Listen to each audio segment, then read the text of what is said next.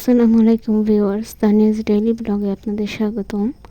আশা করি সবাই ভালো আছেন। আজকে আমি আমার মামার বাড়িতে গিয়েছিলাম গেট টুগেদার পার্টি করতে, সব কাজিনরা একসাথে হওয়ার জন্য।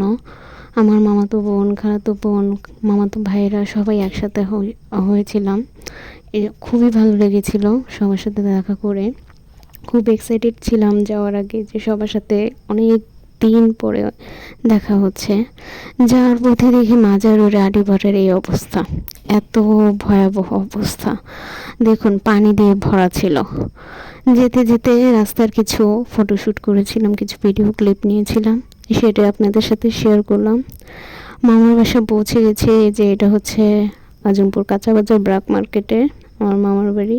এখানে আমরা পৌঁছেছি। আমার খালাতো বোন আমাকে রিসিভ করেছে।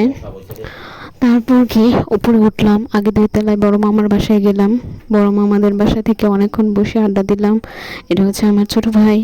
তারপর আমরা 4 তলায় গেলাম। 4 তলায় ছোট মামার বাসায় গেলাম। মেজো মামার বাসা 3 তলায়, সেখানেও গিয়েছিলাম।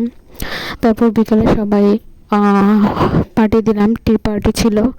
উপরে সবাই একসাথে টি পার্টি করলাম। খুবই ভালো লেগেছে, সবাই একসাথে চায়ের আড্ডায় খুবই ভালো লেগেছে। কিছু ফটোশ্যুট করেছি, সেগুলোও আপনাদের সাথে শেয়ার করলাম।